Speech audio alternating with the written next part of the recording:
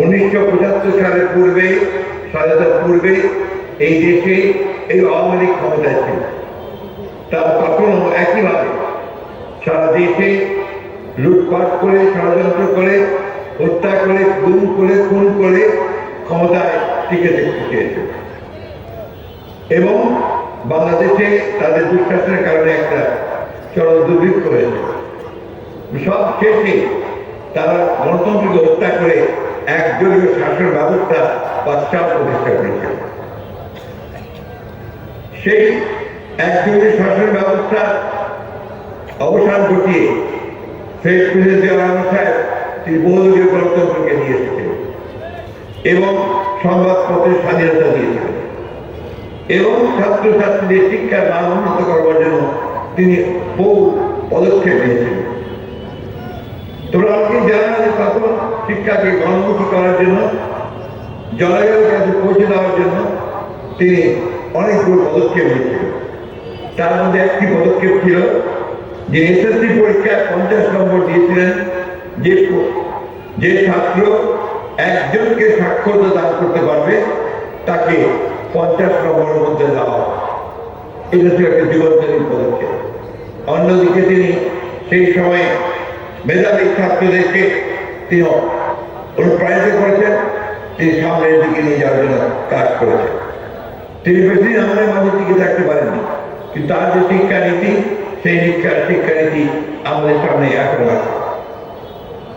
প্রিয় ছাত্রছাত্রীরা, আজকে আমি বেশি কথা বলবো না, এইটুকু বলতে চাই যে আজকে নতুন একটা সুযোগ সৃষ্টি হয়েছে।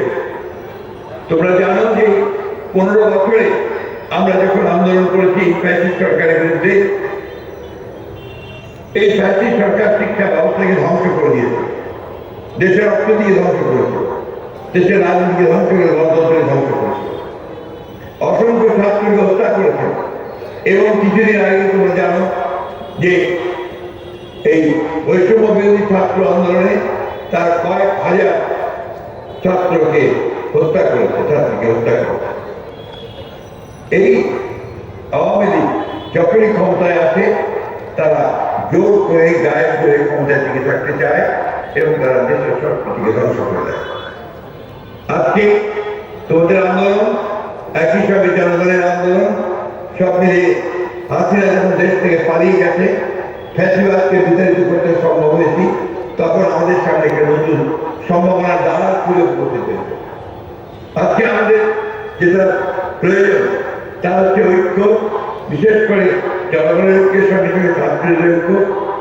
ছাত্রদের সঙ্গে একটি কথা বলতে চাই যে সবার আগে পড়াশোনা করতে হবে, পড়াশোনা করে ভালো ফলাফল করতে হবে এবং নিজের পায়ে দাঁড়ানোর চেষ্টা করতে হবে। সেই সঙ্গে দেশের যে রাজনৈতিক অবস্থা সেগুলো ঐক্য রাখতে হবে এবং বাংলাদেশ জাতীয়তাবাদী দলের যে দর্শন, জাতীয়তাবাদের যে দর্শন, সেই দর্শনকে আরো শক্তিশালী করে জনগণের কাছে পৌঁছে দিতে হবে।